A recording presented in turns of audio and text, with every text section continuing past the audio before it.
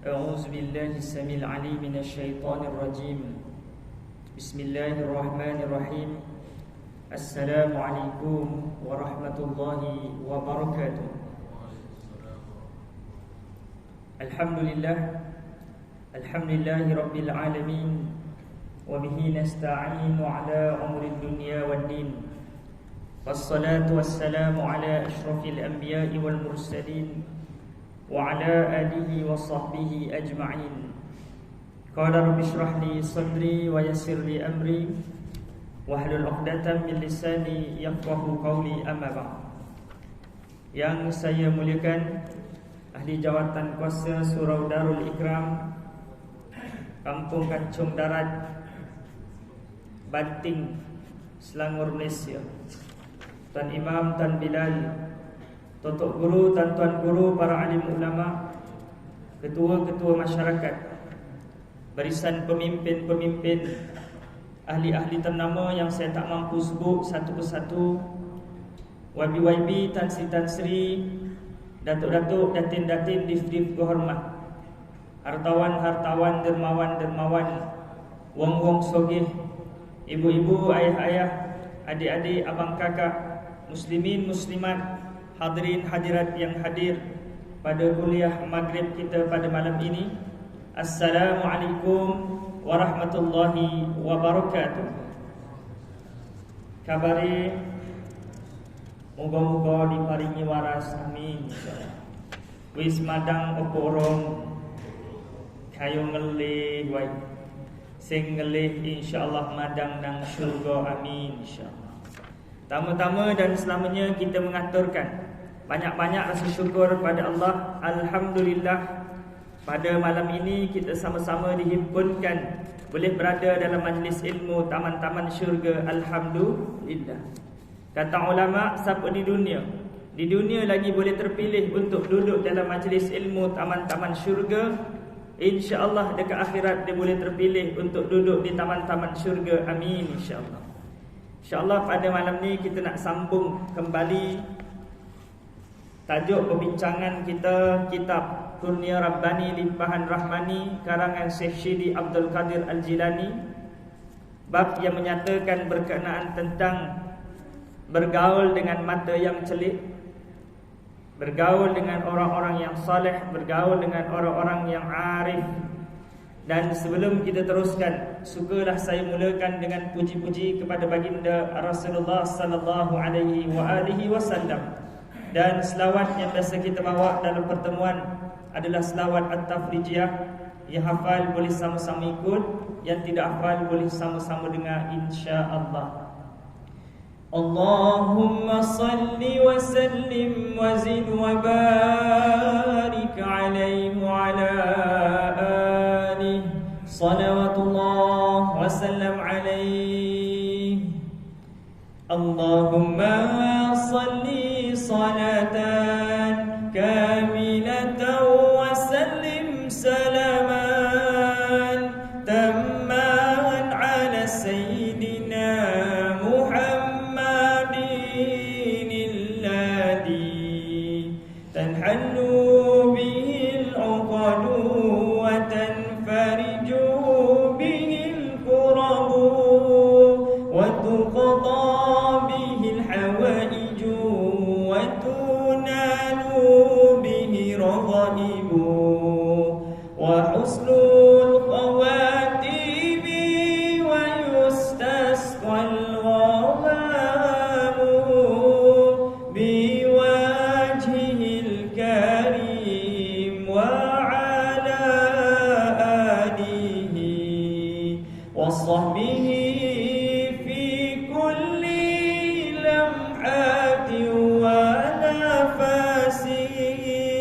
ونفس بعدد كل معلوم لك.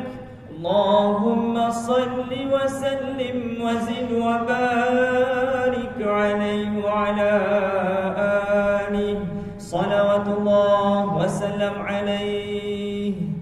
Muslimin, muslimat, hadirin, hadirat yang dikasihi Allah sekalian, mudah-mudahan dengan selawat tadi Allah mempermudahkan urusan kita. Amin insya-Allah.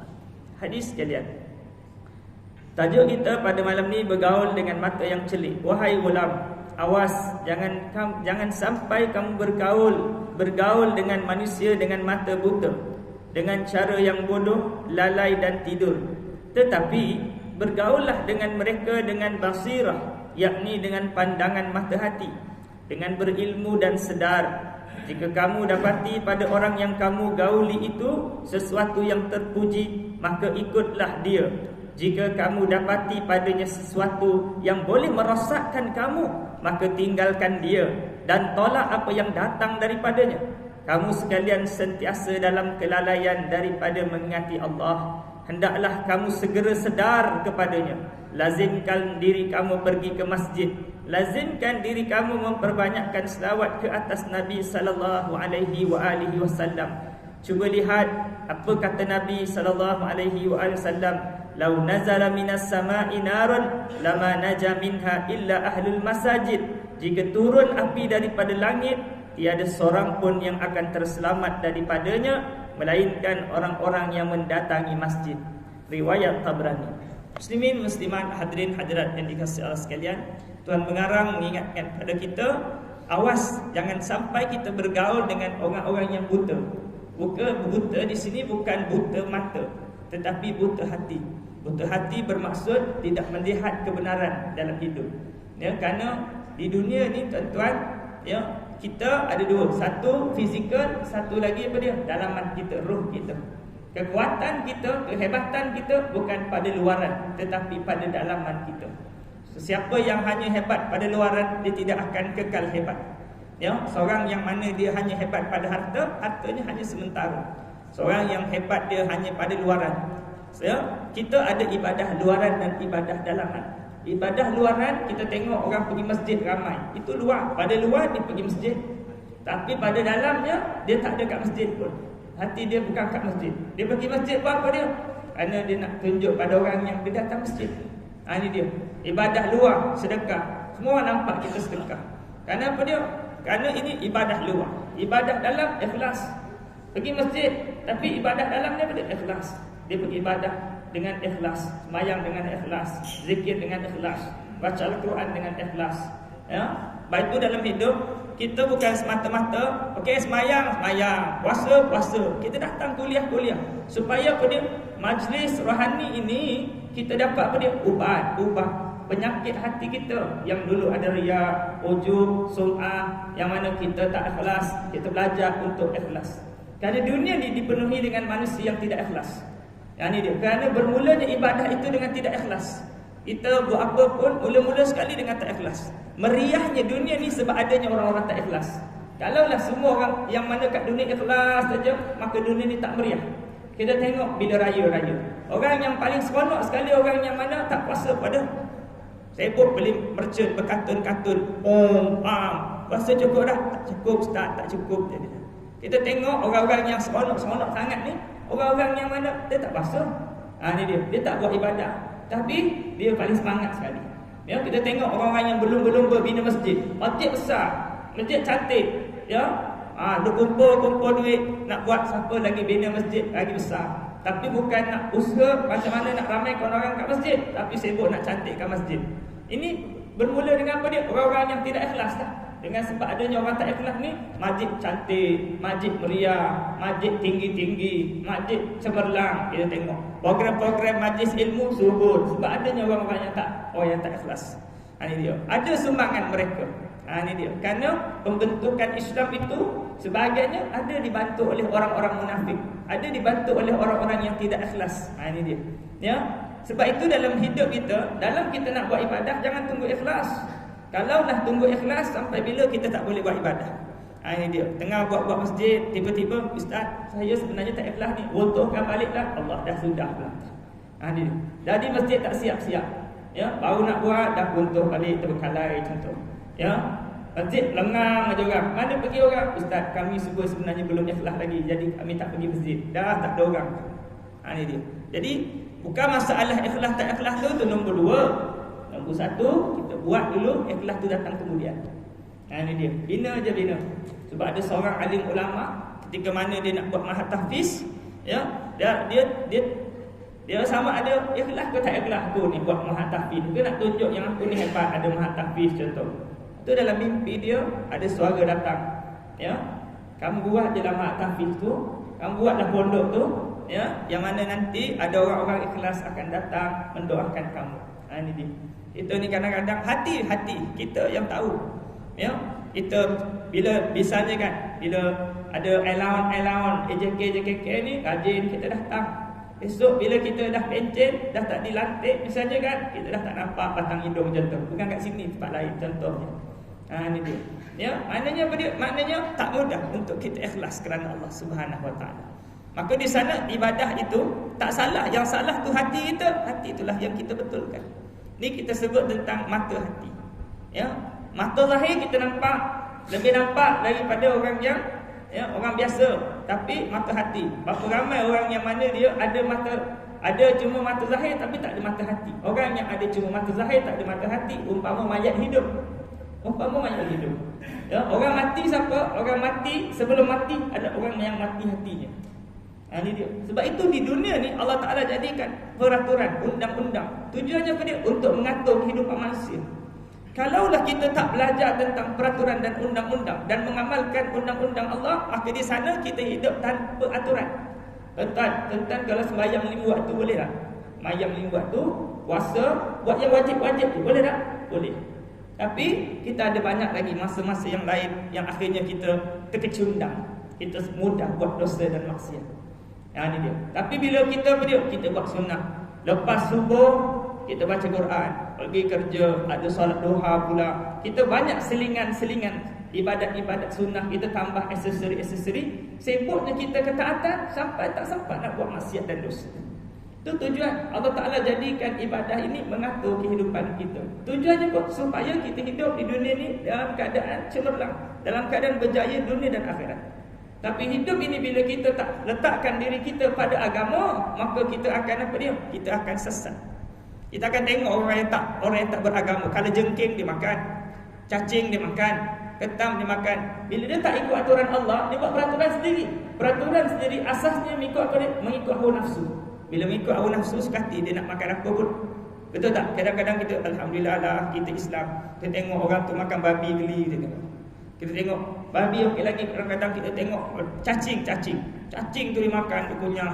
Dia buat sate cacing. Allah. Ada makanan lain ke contohnya kita tengok. Sate lipan, sate katak kadang-kadang. Sate kodok. Betul ke betul? Tuan tak pernah nampak tak? Ya, kita tengok. Kerana apa dia? Kerana mengikut hawa nafsu dalam hidup. Bila kita ikut Allah ni yang jadikan kita. Jadi Allah aturkan kehidupan kita ni cemerlang. Allah Maha bijaksana. Siapa yang nak jadi orang yang bijak, ikut Allah yang Maha bijaksana dalam kehidupan ini. Allah Ta'ala suruh puasa, kita puasa. Kita jadi orang yang cemerlang. Jangan, bukan cemerlang tu banyak duit, bukan cemerlang tu ada harta, bukan cemerlang tu ada jawatan, bukan cemerlang tu. Ya, kerana Allah Ta'ala ni bagi agihkan nikmat itu kerana apa dia? Kerana mengikut kehendak Allah. Allah Ta'ala tak jadikan kekayaan itu keturunan. Allah Ta'ala tak jadikan jawatan itu keturunan. Allah Ta'ala tak jadikan yang namanya agama itu keturunan. Semuanya Allah Ta'ala pilih. Dia tak boleh kata, apa boleh kaya Ustaz? Saya memang keturunan orang kaya, tak ada. Dia, awak boleh kaya, tapi Allah Ta'ala boleh. Allah Ta'ala sebut dalam Al-Quran kan, yang mana apa? Qulillahumma malikal mulki tu'til mulka man tasha. Katalah ya bahawa akulah Allah yang mana apa dia? Ya raja. Ya, tu'til mulka man tasha. Boleh bagi pada siapa-siapa saja. Ya. Wa tu'izz wa tanzilu Qulillahumma malikal mulki tu'til mulka man tasha wa tanzi'u mimman tasha. Ya, wa tuzillu man tasha wa tu'izzu man tasha wa tuzillu man tasha biyadikal khair innaka ala kulli syai'in qadir. Allah Ta'ala nak boleh nak jadikan orang tu di atas ataupun orang tu di bawah. Orang tu mulia ataupun orang tu hina. Allah Ta'ala lah yang memberi sesuatu pada seorang itu. Ini dia. Jangan kita mendabik dada. Ya, kerana apa dia? Kerana semua yang bagi siapa? Allah. Orang Allah Ta'ala nak bagi dia kaya boleh, Allah Ta'ala nak jatuhkan dia boleh, Allah nak angkat dia boleh. Bukan sebab dia mulia Allah Ta'ala angkat dia. Allah Ta'ala angkat dia jadi pemimpin. Ustaz, kalau Ustaz nak tahu pemimpin siapa yang benar, kita tengok siapa yang memerintah. Ialah yang diredai oleh Allah. Tak betul. Kalau begitu ukuran dia, maka Fir'aun diangkat menjadi raja. Adakah Fir'aun itu diredai oleh Allah? Tak betul. Kan dulu kan ramai orang cakap, Ustaz kalau nak tahu tak siapakah yang diredai oleh Allah, maka kerajaan yang memerintah. Ini dia. Tuan-tuan nak tahu tak dunia ni siapa yang merintah? Orang kafir. Betul tak? Dunia ni yang perintah orang kafir. Adakah orang kafir diredai oleh Allah? Tak tepat. Itu dia. Tak betul begitu ukuran dia. Ya, tuan-tuan nak Ustaz nak tahu tak siapa yang diredai oleh Allah? Siapa? Orang yang kaya-kaya, dialah yang diredai oleh Allah. Allah kan maha kaya. Jadi Allah bagi pada orang-orang tertentu je lah. Dialah yang diredai oleh Allah. Kalau macam tu Qarun kaya tak kaya? Qarun kaya. Tapi akhirnya apa dia? Akhirnya dihumban dalam neraka Allah. Tuan-tuan hadirin hadirat yang dikasihi Allah sekalian. Lepas itu perlunya kita duduk dengan orang-orang alim supaya kita dapat mengetahui manakah sebenarnya orang yang berjaya, mana sebenarnya orang yang gagal. Orang berjaya ni siapa? Orang berjaya ni adalah orang yang bertakwa.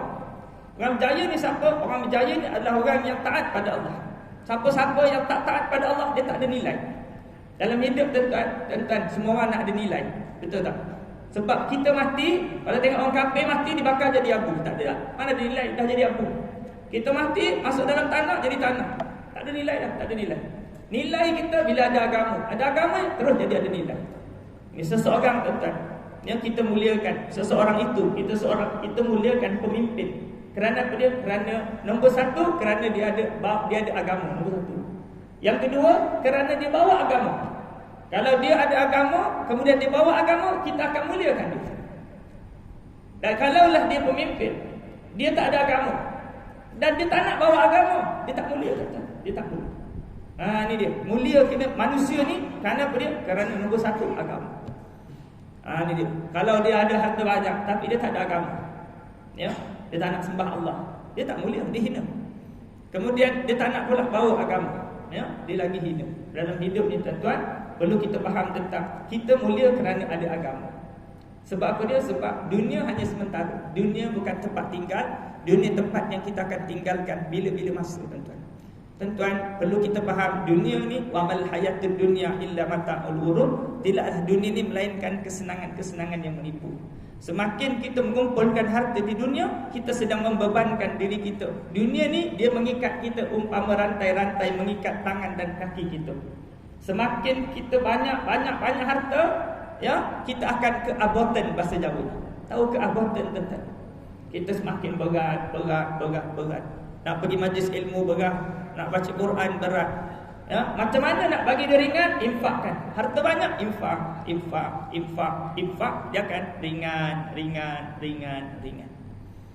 Tapi kalau kita tak infakkan, dia semakin apa dia? Dia semakin ke abotan, makin berat. Jadi kenapa lama tak datang kuliah, Ustaz? Aduh, susah sikit lah Ustaz, bila dah harta banyak ni tuan.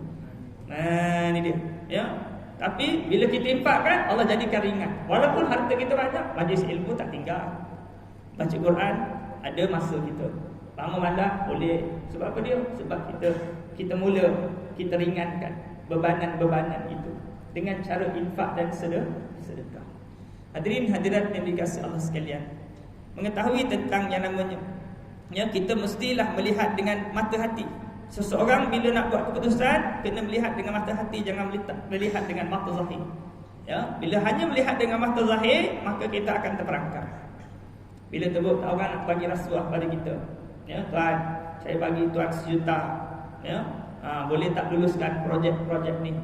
Kalau tengok dengan mata fizikal kita nampak tayar kereta kita dah bontak, duit sewa rumah tak bayar lagi, kereta sewa tak bayar lagi, ya. Tapi kalau melihat mata hati, bukan kata 1 juta, 1 bilion pun dia bagi, dia tak boleh padam api neraka Allah dengan rasuah ini. Nampak tak di sana tuan-tuan, ya. Lepas itu dunia ni tuan-tuan, kita tapisan kita akhirat. Kita buat apa-apa akhirat.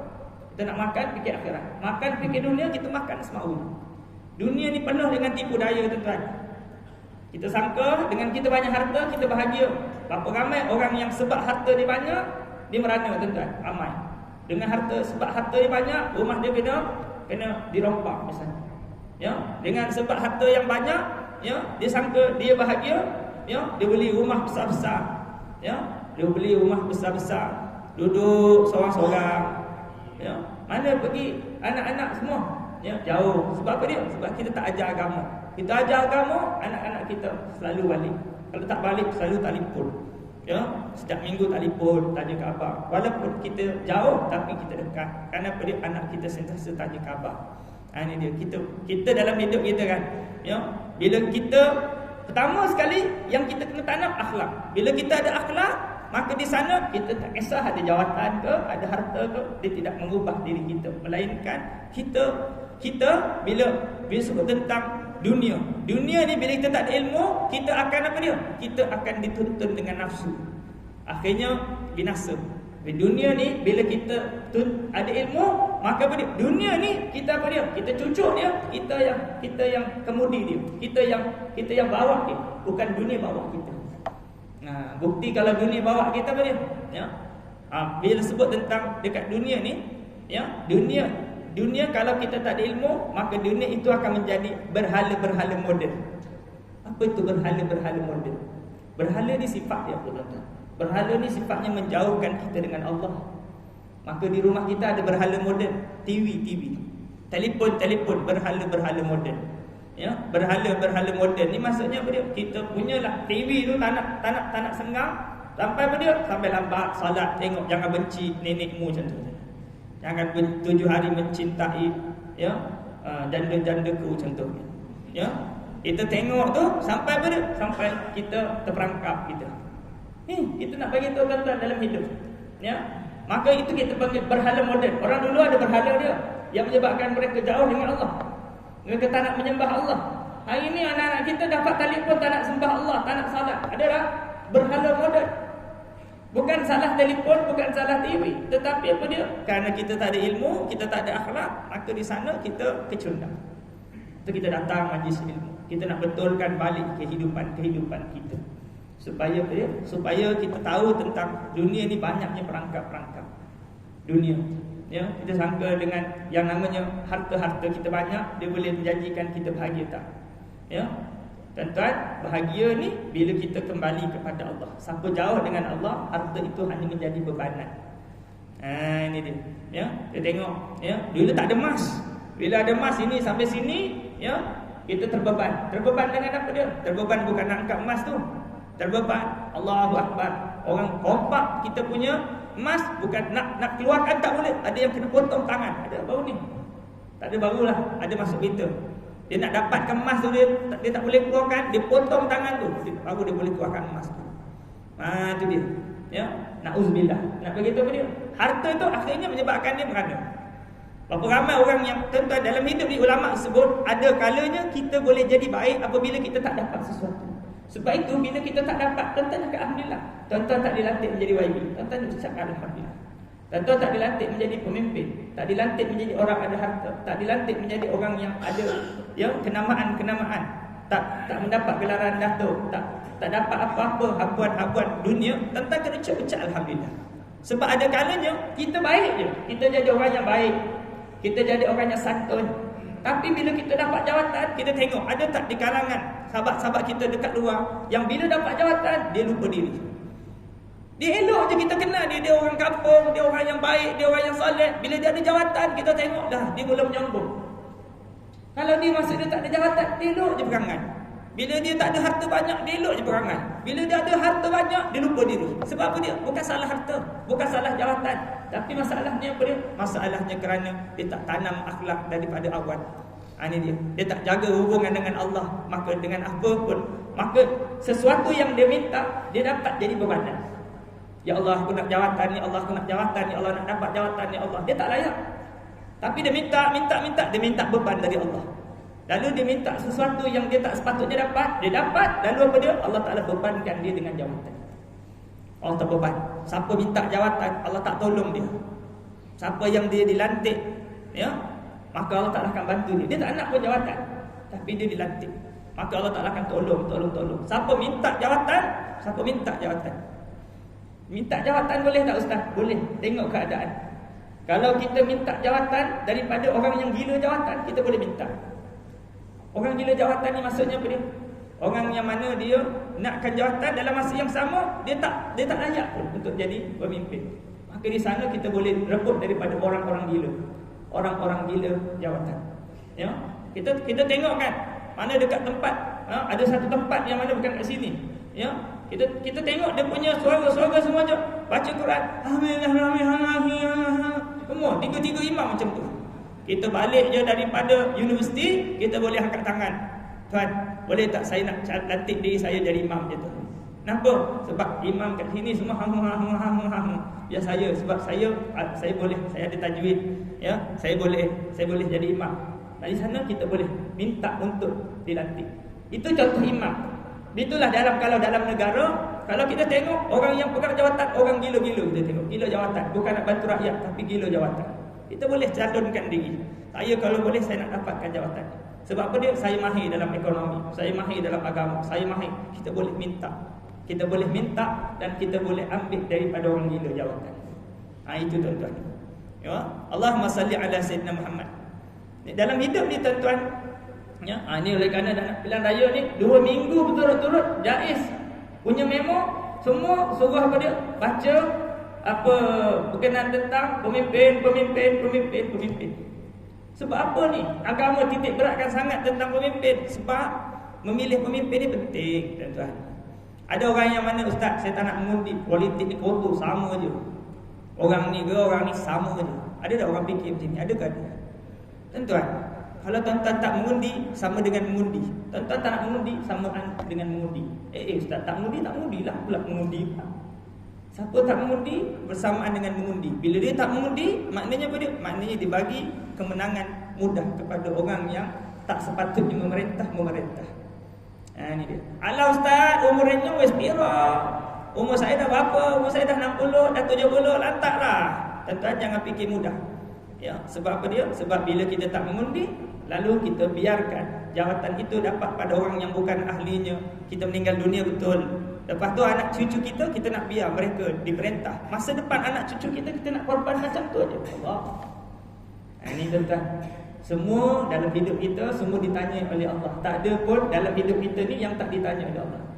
Ya, sebab tu kita kena belajar. Bila kita belajar kita tahu semuanya ada bil dia. Ni tuan-tuan, kita pangkah ada bil dia.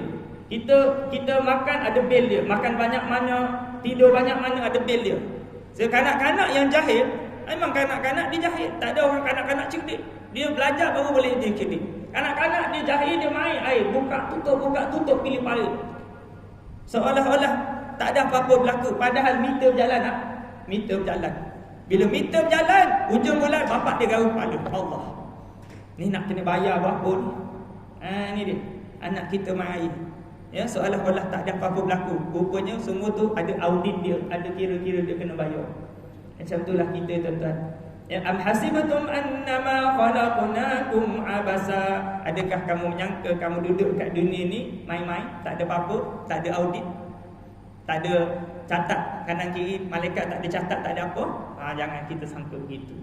Kita ni tuan-tuan takut. Orang mukmin ni bila dia belajar dia takut. Ya, bila tentang pemilihan nak dapat jawatan, jangan calon kat saya, jangan. Ni orang alim. Kalau orang jahil, kalau tak dapat menangis kat pucuk katil, tuan-tuan. Ya, kalau orang alim dia takut. Sebab apa dia? Ustaz, saya ni Ustaz memimpin keluarga pun saya gagal. Ini nak tanya ni, Allah Ta'ala nak tanya besok isteri saya, anak saya ni semua. Allahu Akbar. Lepas tu kita ni kan, ya, bila anak kita nak kahwin, ya, dapat pula yang nama penantu kita kan, masa mula tu, ya, yang baca khutbah tu kita cakap dengan tak imam, saya nak baca boleh tak?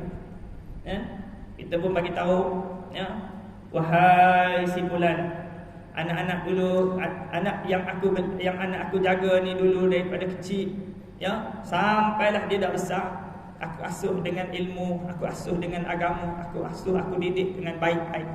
Ya, kalau kamu dah kahwin besok, kamu nak bawa anak aku ni, nak bawa pergi mana? Nak bawa pergi Gunung Ledang, bawalah. Kamu nak bawa pergi Moret, bawalah. Kamu nak bawa pergi honeymoon, pergi Hong Kong, nak pergi Thailand, nak pergi mana, kamu bawa lah. Tapi jangan sampai anak aku kamu tak bawa ke dalam syurga.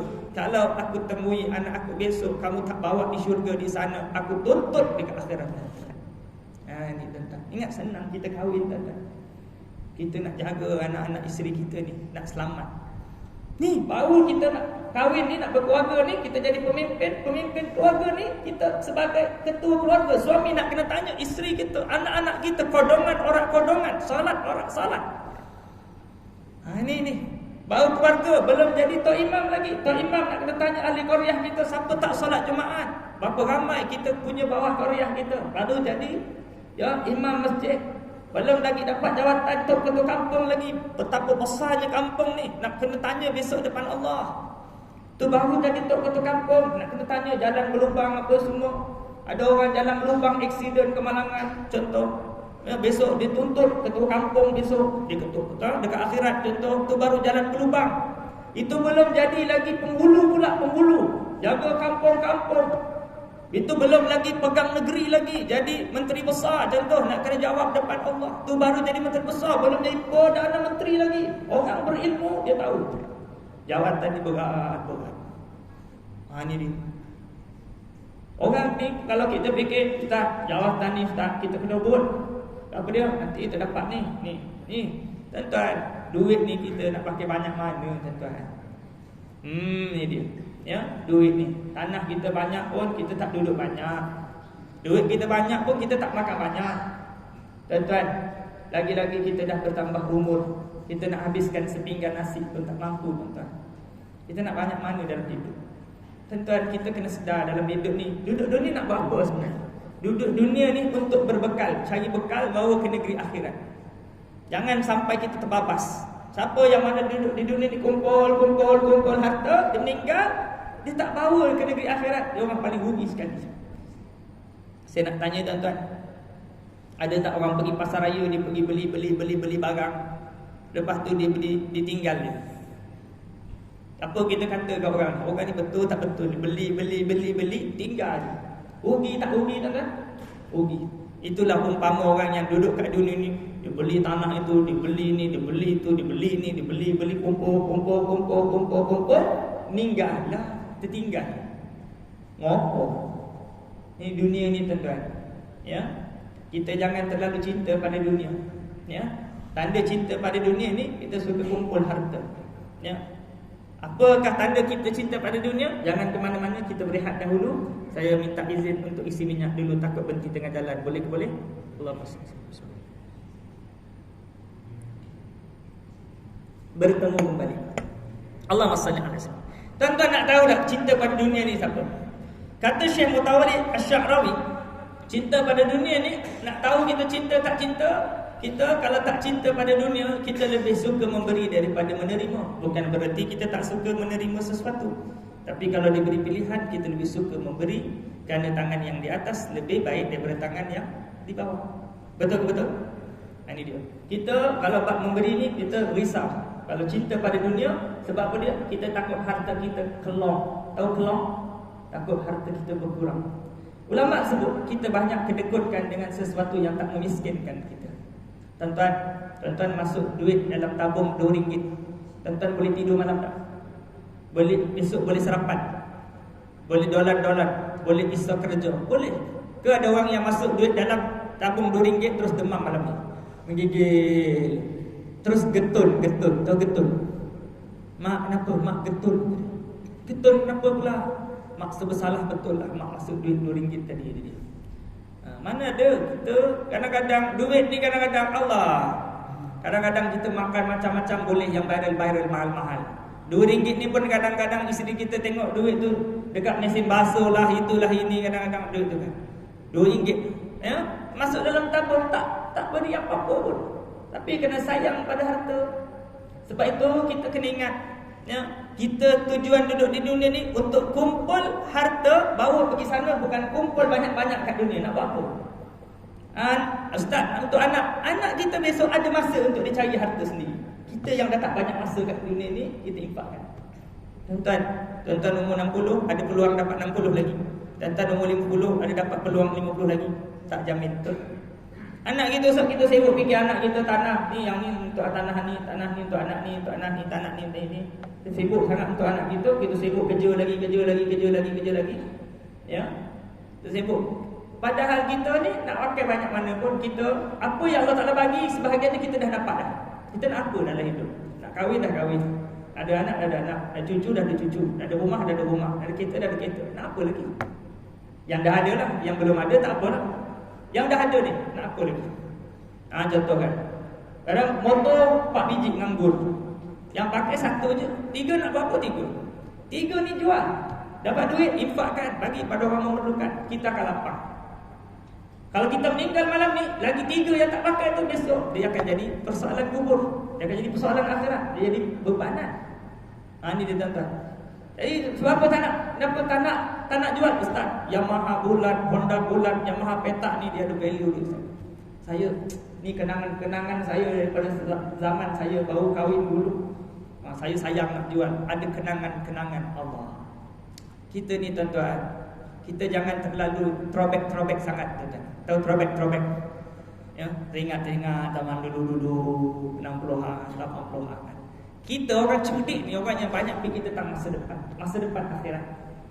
Ni dia. Ya, kita buat apa nak simpan ni, sebab dia akan jadi bebanan.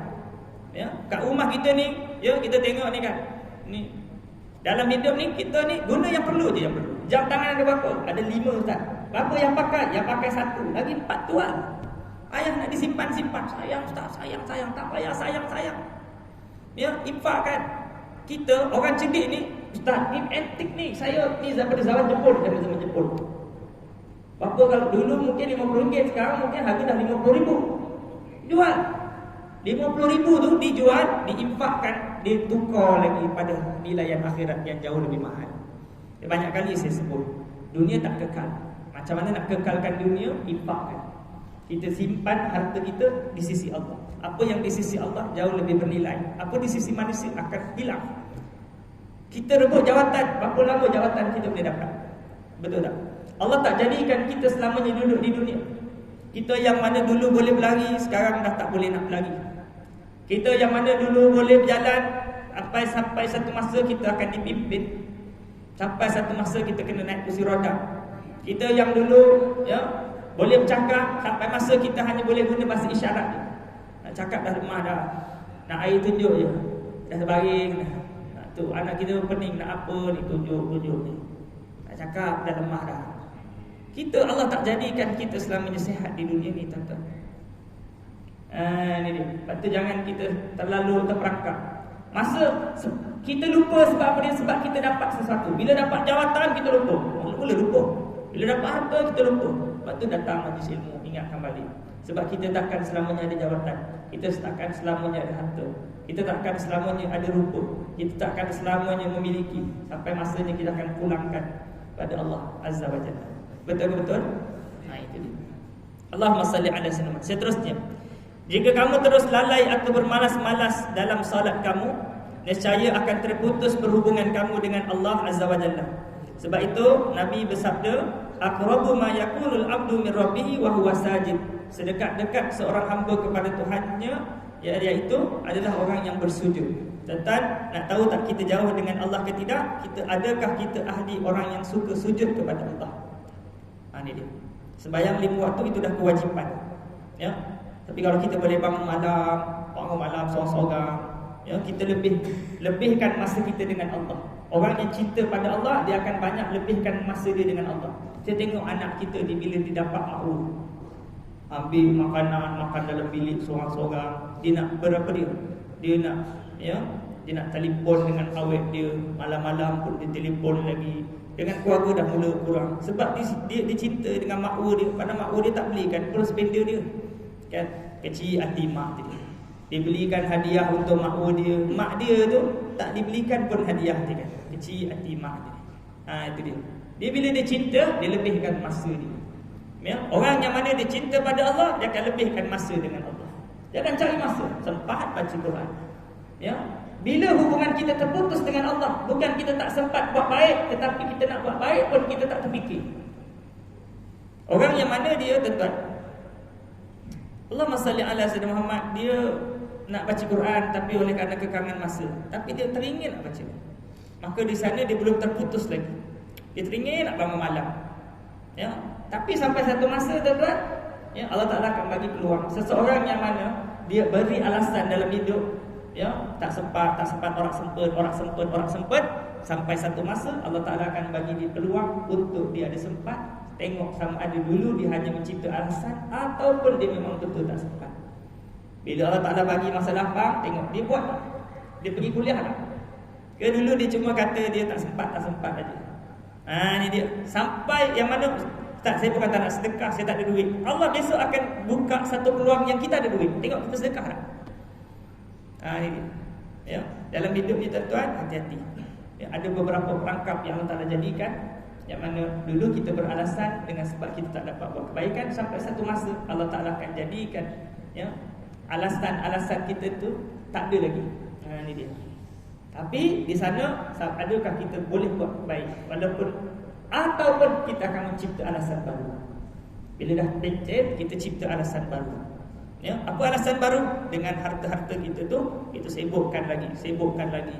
Ya, beli lagi tanah banyak, tanam nenas, tanam serai, tanam itu, tanam ini, sampai lupa pada Allah. Cari lagi alasan-alasan untuk jauh dengan Allah. Ini dia tuan-tuan. Ya, Allahumma salli ala sayyidina Muhammad. Jadi insya-Allah kita akan berehat dahulu, jangan ke mana-mana. Kita bertemu selepas ini. Kita berhenti rehat azan insya-Allah. Silakan.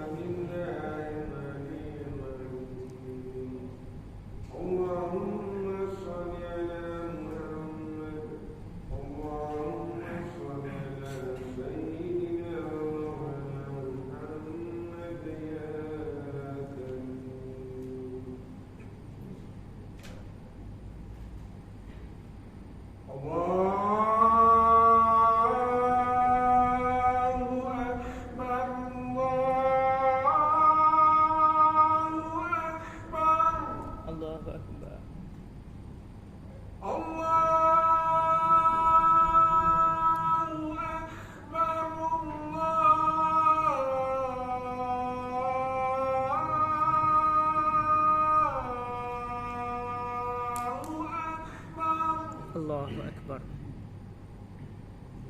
Asyhadu an la ilaha illallah.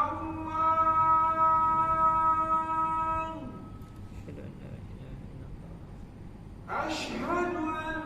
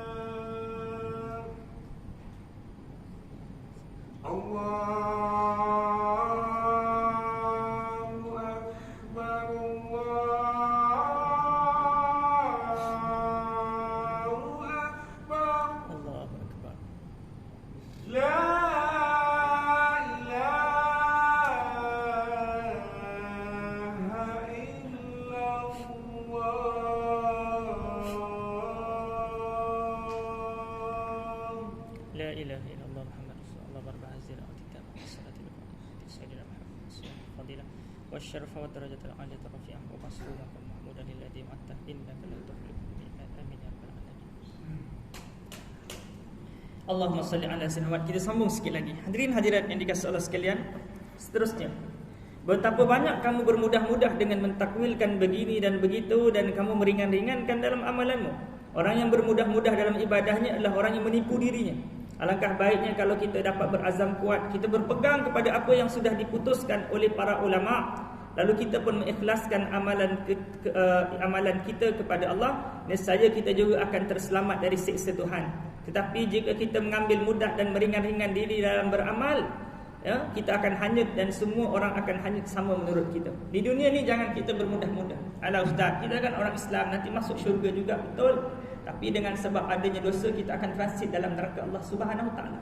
Seseorang yang mana dia bermudah-mudah adalah tanda orang itu membiarkan dirinya dalam kepompong kejahilan. Orang jahil dia tak nampak betapa pentingnya kita buat ibadah. Ini dia. Alah ustaz, kita sembahyang 5 waktu pun kita akan masuk syurga juga, betul. Tetapi bila kita buat aksesori-aksesori seperti yang saya perkatakan tadi, kita dapat mengelakkan kita daripada kesibukan kita terhadap dunia yang menyebabkan kita terperangkap dengan dosa. Yang ini dia. Kan ramai anak-anak muda kita kan, ya, handsetan, teleponan gitu kan. Kenapa dia? Kerana dia cuma utamakan yang fardu saja. Sembahyang 5 waktu. Oleh kerana mak ayah dia ada lagi di kandang ni kan, suruh sembahyang, terus sembahyang. Dia buat yang 5 waktu je. Dia memang boleh buat. Tapi banyak lagi masa senggang. Solat sunat dia tak buat, dia tak buat, doa dia tak buat, wirid dia tak buat. Bila banyak zikir-zikir, amal-amal yang dia tak buat, dia bermudah-mudah, maka di sana cenderung untuk buat dosa itu tinggi. Peluang untuk dia terbabas itu tinggi. Ini dia. Ya. Allahumma salli ala sayyidina Muhammad. Bila kita alah ustaz, tak payah pergi majlis ilmu. Sekarang ni pun dekat YouTube pun ada. Kita boleh tengok kat YouTube bermudah-mudah. Tak sama tuan-tuan. Ini dia. Kalau betul kita sibuk, maka di sana itu alternatif. Tetapi kalau kita ada masa, yang rumah kita pun berapa langkah dengan masjid surau, ada ceramah, kita pergi. Kenapa dia? Di sana kita akan membetulkan kehidupan kita. Karena di dunia ni, bila kita tak belajar, kita akan suka bermudah-mudah dalam hidup. Ini dia. Kerana kita tak nampak kepentingan dia. Ya, kita tengok ustaz, ala negara kita ni ustaz, tak payah nak mengundi-mengundi. Sebab apa dia? Kita makan boleh. Pemerintah tak boleh bantu apa pun. Saya juga kerja pagi petang siang malam. Saya nak makan apa, saya boleh makan dengan sebab saya bekerja. Ini dia. Tuan-tuan kena faham tentang bila kita jahil, kita tak nampak ya kebenaran. Ini dia. Bila kita misalnya kan tuan-tuan, bila kita tak belajar Al-Quran, kita tak tahu pun yang selama ni kita baca Quran salah. Ini dia. Ya, bila kita jumpa ustaz, kita marah ustaz. Ustaz, saya baca semua salah. Ni salah, ni salah, ni salah. Saya baca kat rumah seorang-seorang elok je betul. Ini dia. Tapi kalau kita belajar kan, kita nampak ni salah, ni salah, ni salah. Tuan-tuan kalau besok belajar Al-Quran, belajar. Tuan-tuan kalau duduk kat belakang imam, tuan-tuan akan sakit telinga tuan-tuan. Pergi surau ni, tuan-tuan akan sakit telinga. Wajib makdum dengar lagi malakah. Dia sakit telinga. Tak betul ni tajwidnya, makhrajnya tak betul, dengungnya tak betul. Ini dia. Kita semakin belajar, semakin pandai, kita akan nampak ni tak betul, ni tak betul. Tapi kalau kita dalam keadaan kepompong berjahilan, kita anggap ustaz nak apa lagi ustaz? Dekat Malaysia ni kita dah aman dah. Boleh pergi sekolah, boleh pergi kerja, tak boleh apa. Dia dah mereka dah, nak apa lagi? Tak payah nak sibuk-sibuk. Ini dia. Tapi kalau orang-orang yang dia belajar, dia akan lihat berapa banyak perkara-perkara yang perlu diperbetulkan dalam urusan kehidupan di dunia. Dia tengok ni tak betul, urusan ni tak betul. Ini dia. Sebab itu dalam urusan memilih pemimpin macam tu jugalah. Ustaz tak payahlah nak pilih-pilih pemimpin lagi. Ya, orang alim, ya, maka dia akan nampak macam mana. Dan dia tahu macam mana nak memilih pemimpin. Ini dia. Ulama-ulama besar, ya, nak pilih pemimpin nombor 1, pilih. Ya, kalau di Malaysia ni pertama kita pilih yang kurang mudarat terhadap agama. Ya, jangan kita pilih pemimpin yang apa dia, yang boleh mudarat terhadap agama kita. Ini pertama sekali yang menguntungkan agama. Nombor 2, nak pilih pemimpin yang apa dia, yang kalau dia tak boleh bagi manfaat pada agama. Ustaz, dua-dua calon orang bukan Islam. Ini orang bukan Islam, dia bukan Islam. Kafir kita kata. Macam mana? Cari yang kurang ya mudaratnya pada agama. Kita kena buat kajian lah. Kita alam-alam udi-udi ni ustaz, sama je dulu tak boleh. Yang ketiga, Kalaulah calonnya adalah orang Islam, kita pilih yang mana dia? Yang mana ramai ulama di dalamnya. Sebab apa dia? Mustahil bila di dalam satu tempat itu ulama berkumpul untuk sama-sama bekerjasama untuk buat jahat. Mustahil. Bila ulama berkumpul untuk buat jahat. Ini penting tuan-tuan. Sebab apa dia? Sebab semua yang kita buat akan ditanya oleh Allah Subhanahu Wa Taala. Bila kita belajar tuan-tuan, kita akan nampak kekurangan demi kekurangan yang kita nak cuba baiki.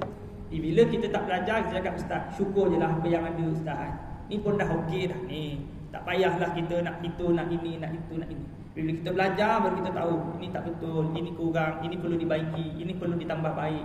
Sebab kita nak lihat generasi ke depan. Tuan-tuan, tadi saya sebut bila kita sebagai pemimpin keluarga, pemimpin masyarakat, yang kita nak bawa sebenarnya apa dia? Kita nak bawa masyarakat selamat jumpa Allah yang tadi. Kita dah kahwin, kita nak selamatkan isteri kita, anak-anak kita masuk dalam syurga. Bukan sekadar kita fikir anak kita dapat iPhone 14, anak kita dapat tanah seorang, setiap orang. Anak kita itu dunia akan musnah kejap lagi. Kita bagi mak ayah kita rumah baru. Berapa umur ayah kita? Umur 60. Dia pegang kunci, berapa hari dia boleh duduk kat rumah tu? 100 tahun? 60 tahun? 6 tahun pun belum tentu kalau dah 60. Itu dia. Kalau panjang umur, alhamdulillah. Tapi nak bagi tahu dia, kita tak lama pun duduk di dunia ni. Kita yang paling mahal tu apa dia? Ustaz, saya dengan duit ni, cita-cita saya nak bawa mak ayah saya masuk syurga. Saya banyakkan infak. Setiap kali saya infak, saya niatkan ini untuk mak saya, ini untuk ayah saya. Ini dia. Ini betul-betul anak soleh. Bukan anak-anak soleh, dibelikan internet, dibelikan wifi, dibelikan apa-apa segala kemudahan, biar anak mak dia lalai.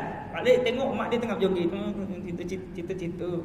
Tengok mak, kenapa macam ni? Dulu tak macam ni pun. Dan kau belikan wifi, beli Android TV, YouTube, mak buka lah. Mak buka nari-nari, nak senam macam tu kan. Tapi entah lagu, entah apa-apa, gelik-gelik macam tu kan. Siapa punca lalai? Kita.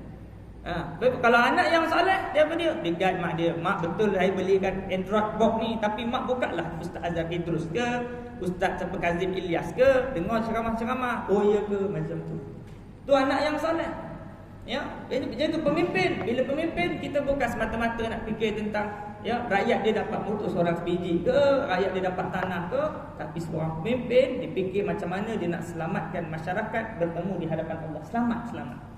Pemimpin keluarga, masyarakat, ketua kampung, pemimpin negeri, fikir macam mana masyarakat dapat sesuatu yang boleh selamat masuk ke dalam syurga Allah Subhanahu Wa Taala. Di samping sebab siapa tuan-tuan, siapa yang kejar akhirat, dunia dapat sekali. Tapi siapa kejar dunia, akhirat belum tentu. Tuan-tuan datang surau ni, tuan-tuan dapat makan. Tuan-tuan dapat makan kan? Bukan saya cakap yang kat luar tu. Bukan yang tu. Kan ada orang ala pergi surau, pergi masjid dapat apa, kan?